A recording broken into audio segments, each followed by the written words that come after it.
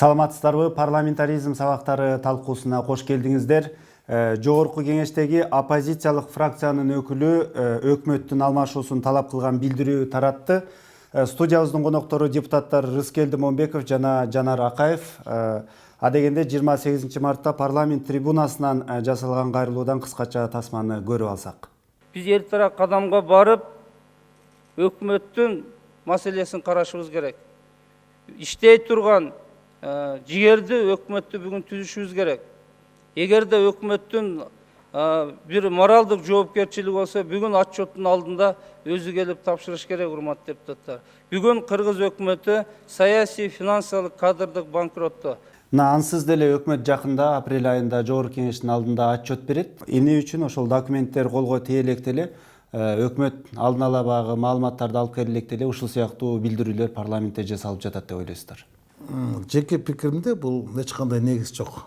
Өкмөттүн отставкасын кетирүү демилгеси бул бир кишинин демилгеси эмес. Жок дегенде бир фракциянын демилгеси болуп, анан 45 депутат аны колдоого алып, анан кол чогултуп, анан күн тартибине алып чыкса болмок.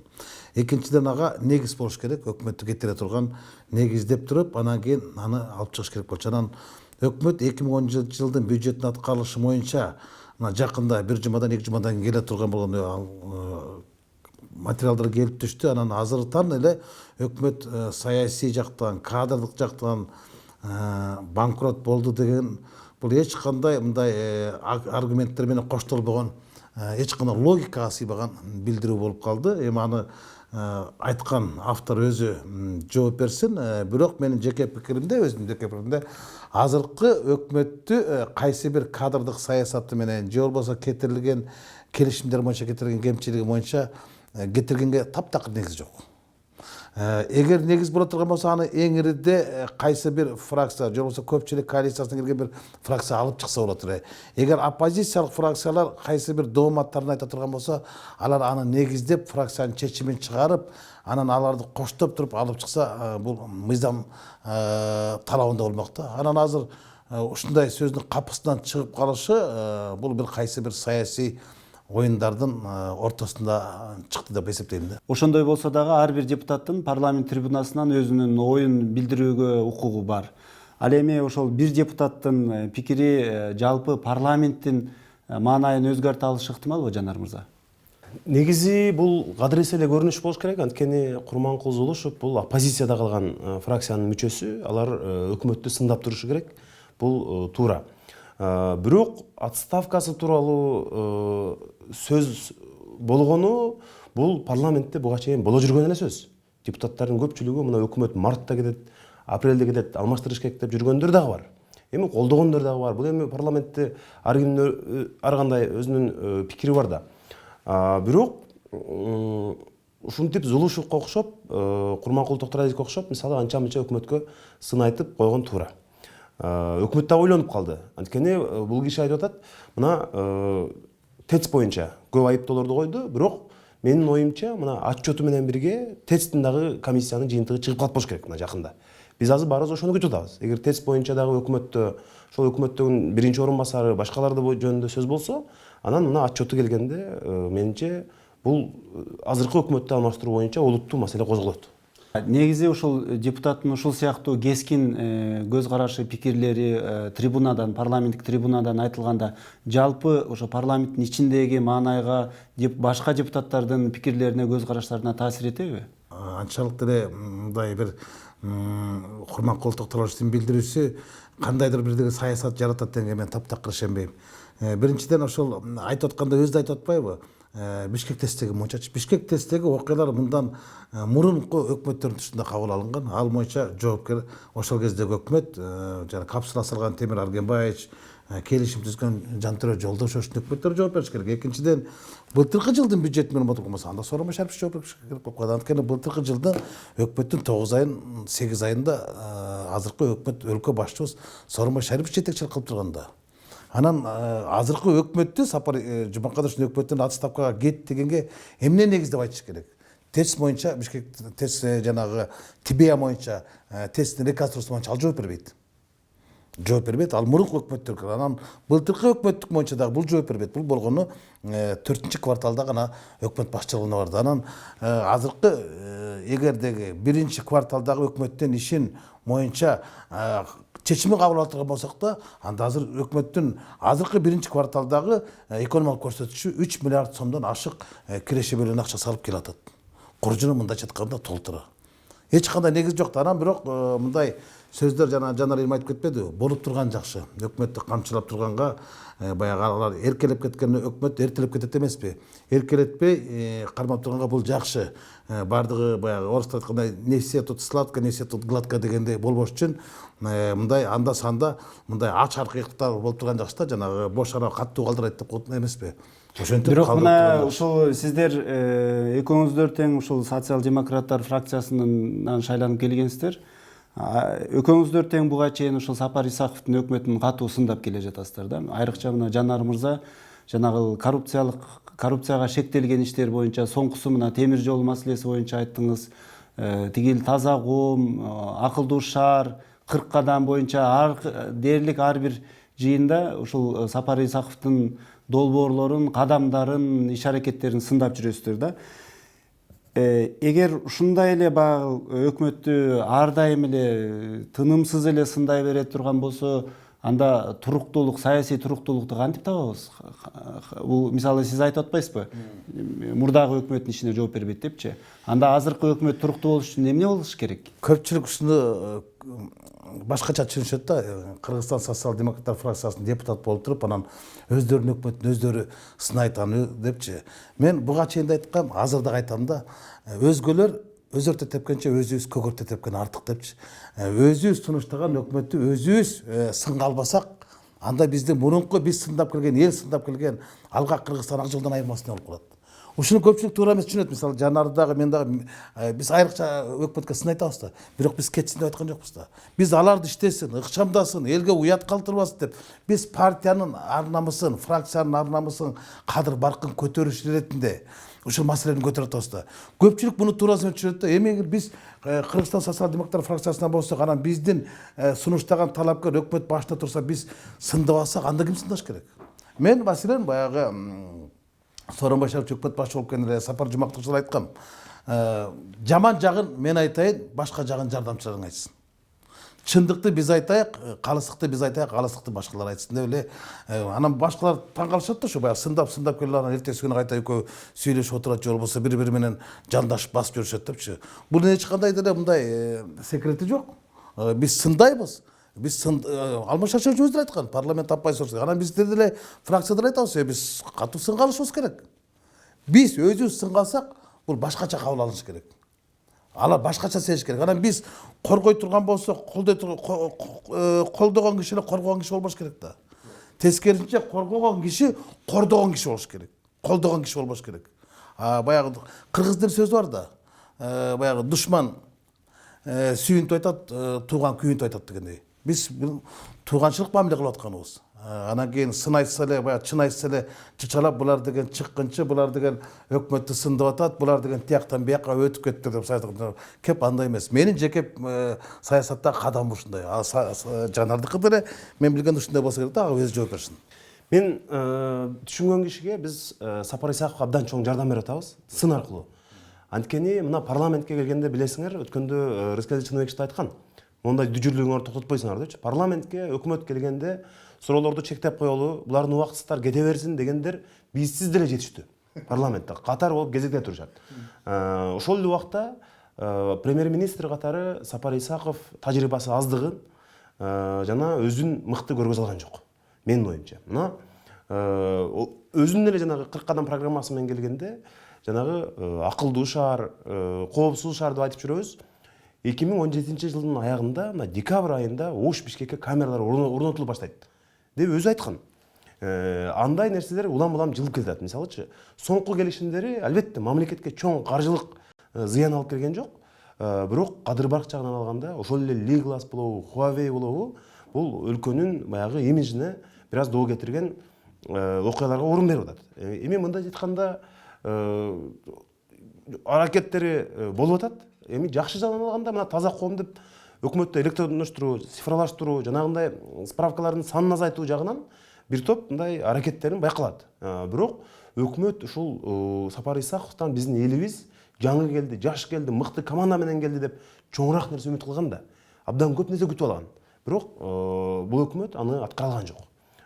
Сапар Исаков ушуну жасады деп мен бир дагы мындай улуттуу өзгөрүүнү, реформаларды айта албайм. Колунан келишинче аракет кылганы байкалат. Өзгөчө бул киши пиарга дагы жакын экени байкалат. Пиар жагынан Бабановдон өтсө өтөт, астигем калбайт дегендей. Ошон үчүн мен дагы өкмөткө айтат, постоянно дайыма эле айтып жүрөм, мына силер телекамерага иштебей элге иштегиле деп. Мисалы ошол эле мына жөлөк пул боюнча, башка боюнча, ТЭЦ боюнча мына азыр коррупциялык иштерди атабыз. Өткөндө Сапар Исаков парламентке келгенде айтты. Ушул долбоорду алып келүүгө катышканым үчүн Тибияны мен сыймыктанам деди. Мына демек алдагы түздөн-түз алып келүүгө катышкандардын бири. Ошончо жылдан бери тышкы саясатта карап жүрөт. Ошон үчүн азыр эми отчет келгенде менимче парламент өкүлдөрүнөн олуттуу сын болот Исаковго. Ал аны көтөрүш керек негизи. Ушундай учурда сиздер премьер-министрден эмнени күтөсүздөр? Мисалы чынында эле сын пикирлер көп болуп атат. Бирок оппозициялык өкүлдөр мына өкмөт алмашсын дегенге чейин барып атат. Бирок Кыргызстандагы саясий стабилдүүлүктү сактап калыш үчүн, өкмөттөгү туруктуулукту сактап калыш үчүн эмне кылыш керек, кандай кадамдарга барыш керек деп ойлойсуз тез аранын ичинде? Эми саясий туруктуулукту сактап калыш үчүн эң ирide экономик көрсөткүчтөр буга себеп болуш керек. Элдин бийликке болгон ишеними артка кетпеш керек. Мына ошондо каршы кыртоо кояман болот да. Башы канчалык каттуу болсо аягы таттуу болот дейт. Өкмөттө азыркы күндө башы каттуу болду, чын айтыш керек. Баягы туш тарабына сындар айтылып атат. Бул сапар үчүн жакшы. Анан биз кандай болгон күндө да өкмөттөн мындай отчетторун кабыл алганда ага жана 4 же 5 деп мактабашыбыз керек.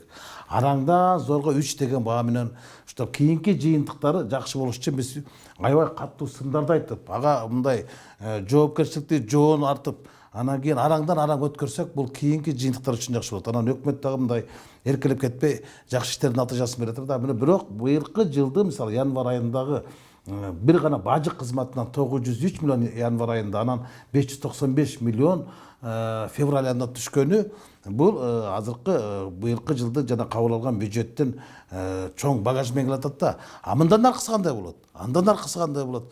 Кеп ошого жараша болот. Анан азыр эле өкмөттүн 2017 жылкы багасына отчет берип кетиребиз. Албетте бул эми чын айтыш керек, азыркы өкмөт келе жатканда бир отставкага кетип калат экен, же болбосо жогорку кеңеш менен аткаруу бийлиги менен мыйзам чыгаруу ортосунда кандайдыр бир тирешүүлөр болот экен дегенде, быйылкы жылдын жыйынтыгы жакшы болгондон кийин анын артынан бирдекени айтыш да кыйын болот.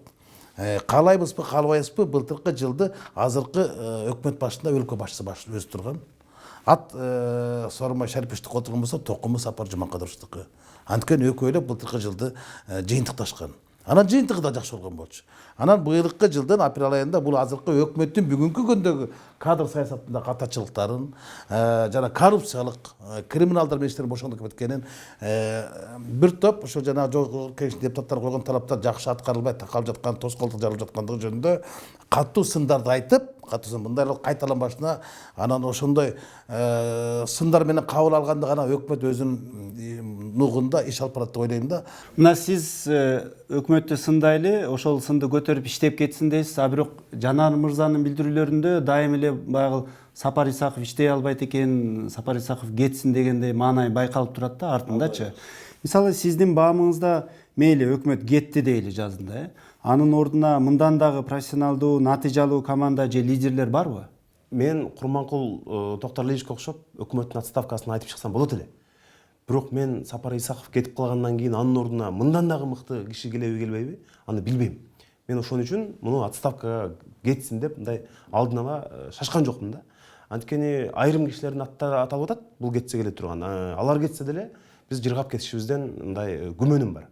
Бирок азыркы премьер-министрден биздин талап кылганыбыз мына ошол эле азыркы Рыскелди Чыныбекович айткандай, мына бажыдагы коррупция менен күрөшсө, мына соңку 2 ай профицит менен чыкты деп атабыз, бюджетке акча көп түштү деп атабыз. Андай тармактар абдан көп. Мына биз какшап эле айтып атпайбызбы? Ошол эле темир жол, башка кен байлыктар бүт бардык тарапта эле ушинтип сол чөнтүккө кеткен акчаны бугуса эле, бул көп акча кетет. Биз депутаттар райондордогу, айылдардагы жолдарды айтып атабыз, мектептерди айтып атабыз. Абдан акча керек болгон таза суу проблемалар толтура. Ошол каражаттарды бууп, коррупцияны тыюу аркылуу анан бир мындай бир жакшы алга жылыш чарбаны оңдосо боло турган иштер бар да негизи. Мына жакында эле Сапар Исаков абдан көптөгөн өкмөт мүчөлөрүнө, чиновниктерге сөгүштөрдү катар менен берди да. Бул эмнени билдирет? Сапар Исаковго чын эле иштөө, азыркы командасы менен иштөө кыйын болуп атабы же жөн гана ал дагы өзүнүн командасын камчылап иштетип атабы?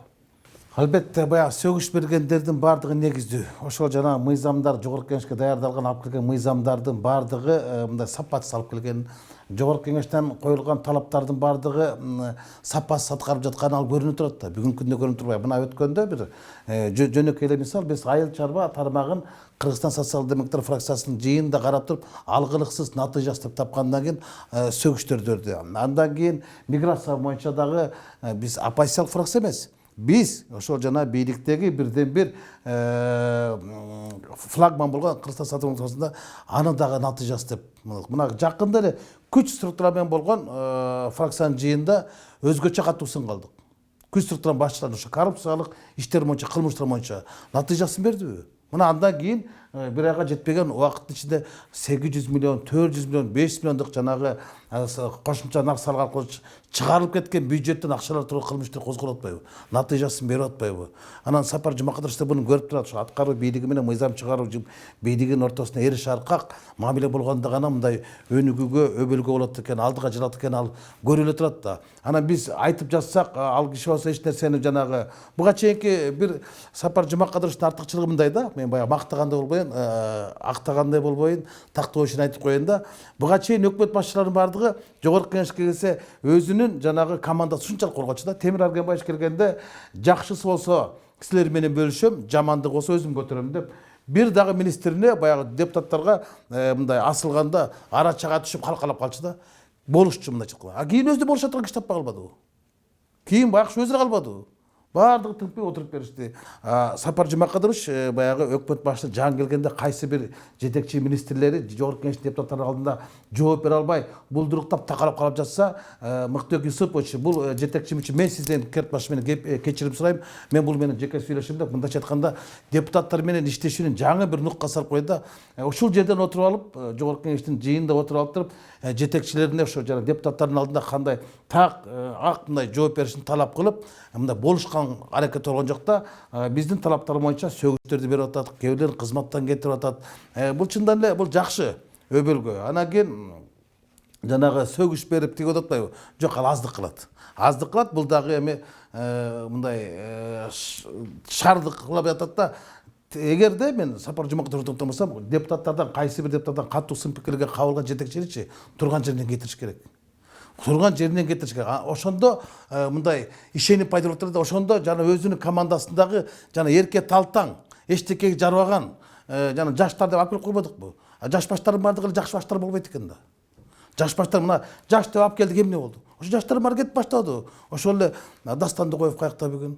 Ошол эле жашты алып келген Новиков эмне кылып атат?